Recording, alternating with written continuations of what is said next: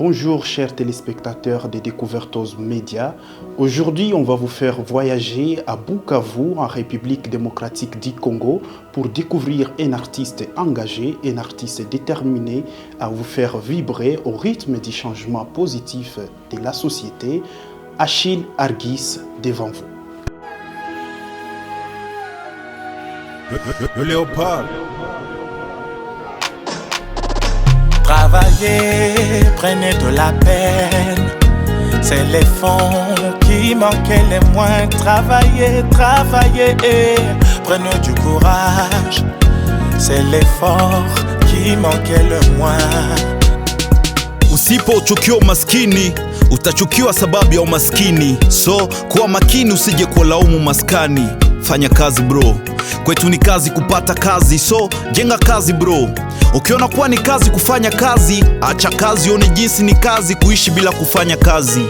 Sikuhakikishia kuwa utafaulu, lakini subutu na ushindwe, ila usishindwe kusubutu. Maana hata usiku dumu, kesho patakuwa jua. So kubali leo tupiwe mawe ili kesho tupiwe ua.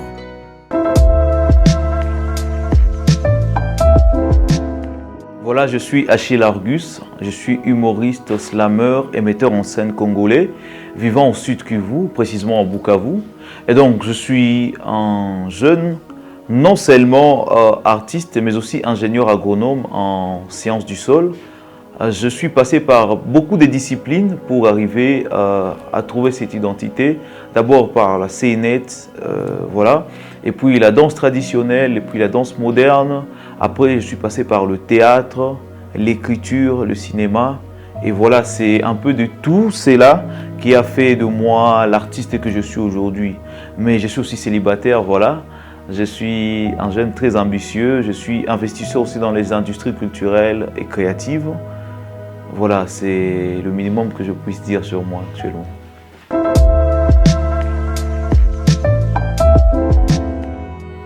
Voilà, comme je le disais tantôt, j'ai squatté beaucoup de disciplines artistiques. D'abord, j'ai commencé la scène très jeune, à partir de l'école maternelle où j'étais toujours là à la CNET, la récitation. Et puis je suis passé voilà, par la danse traditionnelle. Je dansais dans le groupe folklorique du Kivu avec voilà, on l'appelait Kaversé, voilà. Thérèse Mémoire, que son âme repose en paix. Après quoi, je suis passé par la danse moderne. J'ai interprété Michael Jackson. Et j'ai généreusement croisé à l'école secondaire, au collège Al-Fadjiri. Je croisais le théâtre, à travers le théâtre scolaire, la troupe théâtrale scolaire. Et on a fait l'interprétation de professeur, on a joué sur beaucoup de pièces. Après quoi, j'ai pris ma résidence en 2019 à l'Institut français, dans les ateliers d'humour et du slam, mais aussi de théâtre. Et depuis, je me suis amélioré. J'écrivais déjà à partir de 2017. Voilà, aujourd'hui, je suis le résultat de toutes ces années, de toutes ces disciplines artistiques aussi que j'ai parcourues.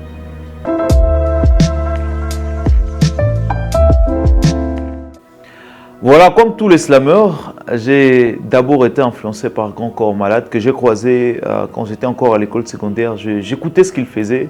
C'était une très belle poésie parce que j'écrivais déjà, mais je ne savais pas comment mettre tout cela en musique et proposer à un public assez large. Alors, je croisais Grand Corps Malade. Au départ, il a vraiment bouleversé ma démarche artistique et la voix et tout cela, mais au fil du temps, je croisais des gens comme Souleymane Diamanka, Capitaine Alexandre, voilà, Amos Mwijonge de la Tanzanie, Tia Drop et tous ces artistes-là qui étaient divers et variés. Je me suis dit, mais tiens, on peut donc trouver son identité.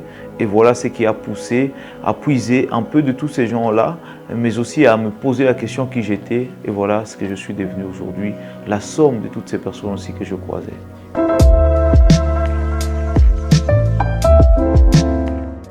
Voilà, moi je crie, je slame, parce que slammer c'est écrire à l'oral. Je slame voilà, pour le changement. Je fais l'art pour le changement, c'est-à-dire l'art au service du changement. Et donc ma question, mes thématiques, je les puise dans les réalités quotidiennes, quoi. Alors, j'essaie un peu de puiser dans le vécu du public qui me suit. Je regarde dans ses yeux et moi je suis un peu comme le miroir. J'essaie juste un peu de lui rendre ce qu'il me donne. Mais des fois aussi je fais l'art pour l'art, c'est-à-dire l'art au service de la beauté, de l'esthétique, c'est-à-dire pour s'amuser quoi.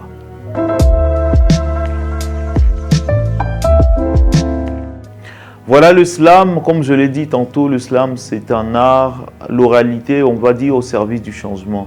Slammer, c'est surtout communier avec son auditoire, c'est surtout communier avec les gens qui t'écoutent, avec les gens qui veulent passer du moment avec toi. C'est leur partager une partie de ta vie, une manière de voir la vie, une manière de concevoir les réalités.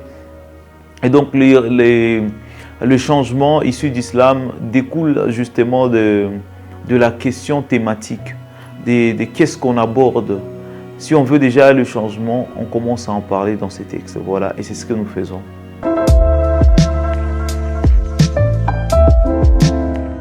On va dire que l'islam, globalement, se porte de mieux à mieux dans la région des Grands Lacs. Il y a des grands pas qui ont été faits d'ici 5 ans. Nous avons le festival du rap et d'islam ici à Bukavu, Festiras, qui est déjà, je crois, cette année à la 3e épisode, après avoir reçu Prims les Paroliers, après avoir reçu le rappeur français Lafouine et Stamina, voilà. On va dire que l'islam se porte bien parce que dans la région encore, au Burundi, nous avons le festival Vuga, nous avons Goma Slam Session, Bukavu Slam Session, ici à Bukavu, nous avons le festival Iduru, nous avons Maniema sans flamme, il y a le festival, il y a des événements, il y a des slam sessions à Kigali, voilà un peu partout dans la région qui existent. Mais on va dire aussi qu'il y a des défis à relever dans la vulgarisation de ces slams-là, que ce soit dans le milieu du commun de mortels, c'est-à-dire dans nos quartiers, que ce soit dans les milieux scolaires ou universitaires. Donc il y a encore du chemin aussi en même temps. Et donc il y a des réalisations, oui, il y a des albums qui sont créés, il y a des événements, mais il y a encore un défi.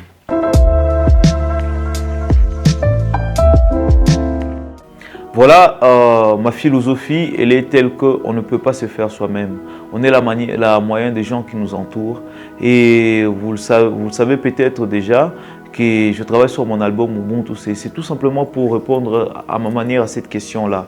Je n'ai pas de producteur officiellement qui mettent du cash sur ce que je fais, mais je suis la moyenne des partenaires tels que Creative Plus, tels que Nickel Studio Pro, tels que G2 Record et d'autres partenaires qui mettent la main là-dessus pour que ma carrière puisse évoluer. Actuellement, nous avons créé, ou nous disons que nous sommes en continuité sur un processus de création d'une maison de production que nous appelons Man of People Production, MOP Production, c'est-à-dire l'homme du peuple, qui a pour devise devenir un escalier pour les autres.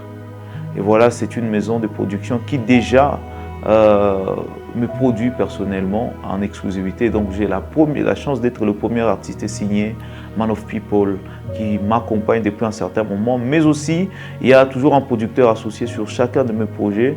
C'est Bukavu Slam Session, Passe-moi le mic, qui a toujours mis du temps pour corriger, pour passer encore au tamis ce que nous faisons et nous orienter surtout artistiquement.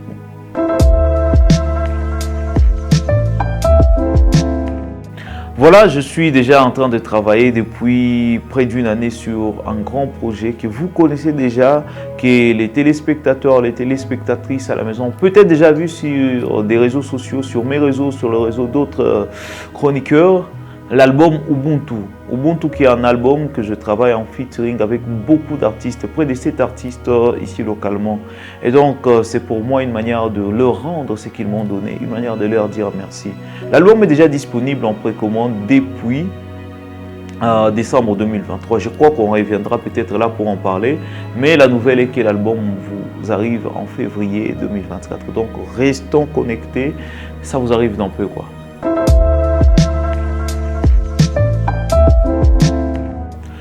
C'est tout simplement dire merci, merci de nous supporter, merci de nous donner la force, parce qu'en réalité, nous devrons vivre de vous, parce que nous venons vous rendre ce que vous nous donnez, et vous nous donnez de l'espoir, vous nous donnez le goût de vivre, en nous faisant vivre mieux, pour que nous revenions encore vers vous, vous repartager ces bonheurs-là. Alors je veux dire merci à Découvertos qui nous a donné cette très grande opportunité de parler de notre métier, de nous exprimer devant un si large public.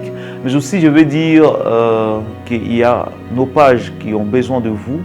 Venez, abonnez-vous. Mes réseaux sociaux, c'est Achille Argus partout. Facebook, Instagram, YouTube. Abonnez-vous pour non seulement nous donner la force, mais aussi ne pas rater une information supplémentaire. Mais aussi partager cette vidéo, partager ce que nous faisons dans votre entourage parce que ce n'est pas intéressant que vous soyez en train de consommer ces bonheurs tout seul, quoi. Découvertos Média, c'est moi qui vous remercie et toutes les téléspectatrices, les téléspectateurs à la maison, big up à vous. Merci, messieurs et dames, d'avoir été nombreux à nous suivre de partout dans le monde entier. N'oubliez pas de vous abonner et d'activer la cloche de notification pour ne rien rater. À la prochaine. Au nom du combat et de la cassitérite, la peur a élu domicile dans notre quotidien quasi terrible. C'est peut-être bien la mine qui nous démembre, mais en vérité, c'est le minerai qui signe à la guerre l'adhésion des membres. Mauvais fabricant d'armes, meilleur producteur des génocides. Dites aux fournisseurs qu'aussi harmonieux que peuvent sonner les crépitements, la guerre est un jeu nocif. Mais à ce qu'il paraît, c'est pas la lame, c'est le cœur de l'homme qui tranche.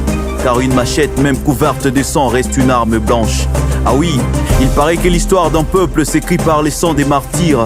Alors dites-nous, ces vies qu'on hypothèque au cimetière à deux partir, ont-elles fait de nos terres ces bibliothèques où il fait beau partir? Sur le champ de bataille sont tombés des héros, descendus par ceux qui appuient à la détente sans tenir le fusil, car la loyauté devient un terrain glissant lorsqu'on y injecte 2 euros. Je veux bien que ça cesse, mais avant d'éradiquer ces ça profite, faudra dénicher à qui ça profite, parce que la victoire d'un jeu d'échecs est une question de joueurs, pas des pions.